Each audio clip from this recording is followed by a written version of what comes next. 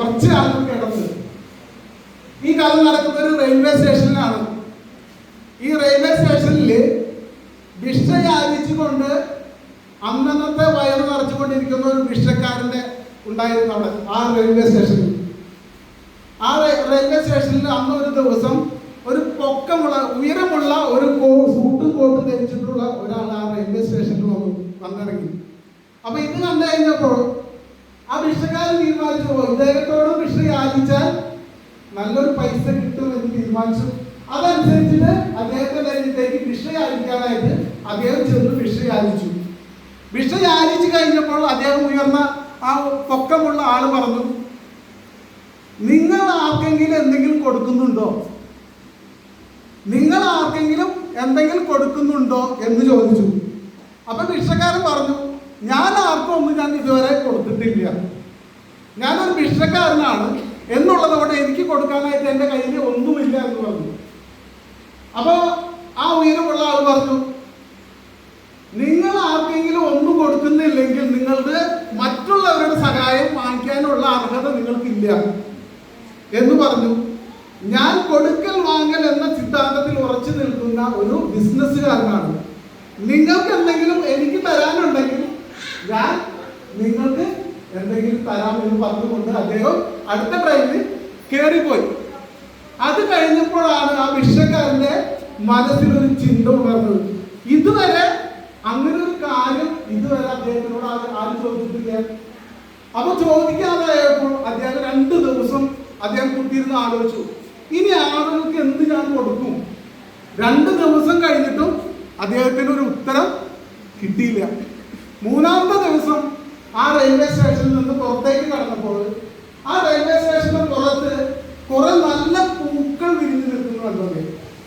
അദ്ദേഹത്തിന് അത് കണ്ടപ്പോഴാണ് അദ്ദേഹത്തിന്റെ മനസ്സിലുള്ള ആശയം വന്നു, എന്ത് ഭിക്ഷ ചോദിച്ച് തരുന്ന ആളുകൾക്ക് ഞാൻ ഓരോ പൂക്കൾ കൊടുക്കാം എന്നുള്ളൊരു ആശയം അദ്ദേഹത്തിന് വന്നു. അങ്ങനെ ആ പൂക്കൾ പറിച്ചെടുത്തു.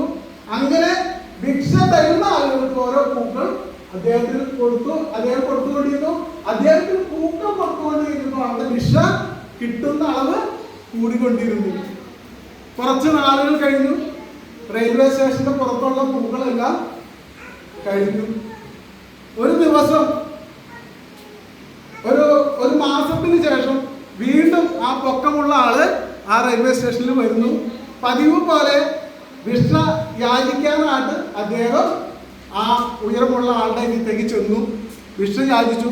ഇന്ന് അദ്ദേഹം ഒന്നും പറഞ്ഞില്ല. അദ്ദേഹം ഒന്നും പറയാതെ തന്നെ കുറച്ച് നാണയങ്ങൾ അദ്ദേഹത്തെ ആ ഭിക്ഷക്കാരന് കൊടുത്തു. ഭിക്ഷക്കാരന് കൊടുത്തു കഴിഞ്ഞപ്പോൾ അദ്ദേഹത്തിന്റെ കയ്യിൽ ഇരുന്ന കുറെ പൂക്കൾ എടുത്ത് ആ ബിസിനസ്സുകാരന് കൊടുത്തു. പൊക്കമുള്ള ആളുകൾ കൊടുത്തു കഴിഞ്ഞപ്പോൾ അദ്ദേഹം പറഞ്ഞു, സൂപ്പർ, നീ ഒരു ബിസിനസ്സുകാരനായിട്ട് മാറിയിരിക്കുന്നു എന്ന് പറഞ്ഞു. ഇത് കേട്ടപ്പോൾ തന്റെ കയ്യിലുണ്ടായിരുന്ന നാണയങ്ങളും പൂക്കളും വലിച്ചെറിഞ്ഞുകൊണ്ട് ആ പ്ലാറ്റ്ഫോമിൽ നിന്ന് ആ ഭിക്ഷക്കാരൻ ഓടി, ഞാനൊരു ബിസിനസ്സുകാരനാണ് എന്ന് പറഞ്ഞുകൊണ്ട് അദ്ദേഹം ആ പ്ലാറ്റ്ഫോമിൽ നിന്ന് ഓടി. കണ്ടവരൊക്കെ അദ്ദേഹത്തിനെ കണ്ടവരൊക്കെ പ്രാന്തനാണ് എന്ന് മുദ്ര കുത്തി. ചില ആളുകളൊക്കെ കുറച്ച് നാളുകൾ കഴിഞ്ഞു. വീണ്ടും കുറെ നാളുകൾ കഴിഞ്ഞു. 2 സൂട്ടും കോട്ടിട്ട 2 പേര് ആ പ്ലാറ്റ്ഫോമിലേക്ക് വരാണ്. പൊക്കമുള്ള ആളുടെ രീതിയിൽ വന്ന് പൊക്കം കുറഞ്ഞ ആള് ഷെയ്ക്കൻഡ് കൊടുത്തു കഴിഞ്ഞിട്ട് ചോദിച്ചു, നിങ്ങൾക്ക് എന്നെ ഓർമ്മയുണ്ടോ എന്ന് ചോദിച്ചു. അപ്പോൾ പൊക്കമുള്ള ആള് പറഞ്ഞു, എനിക്ക് ഓർമ്മയില്ല എന്ന് പറഞ്ഞു. നിങ്ങളാണ് എന്നെ ഇത്രയും മാറ്റിമറിച്ച ഒരു വ്യക്തി. ഞാൻ ഇവിടുത്തെ ഒരു ഭിക്ഷക്കാരനായിരുന്നു. നിങ്ങളാണ് എൻ്റെ മനസ്സിൽ ഒരു ബിസിനസ്സുകാരനുണ്ട് എന്ന് പറഞ്ഞുകൊണ്ട് ഒരു ചിന്തയിലേക്ക് എന്നെ മാറ്റിയത്. അന്ന് നിങ്ങളത് പറഞ്ഞതിന് ശേഷം ഈ നാട്ടുകാർക്ക് ഏറ്റവും ഇഷ്ടം ഇവിടുത്തെ പൂക്കളാണ് എന്ന് ഞാൻ തിരിച്ചറിഞ്ഞു. അപ്പൊ ഞാൻ എന്ത് ചെയ്തു?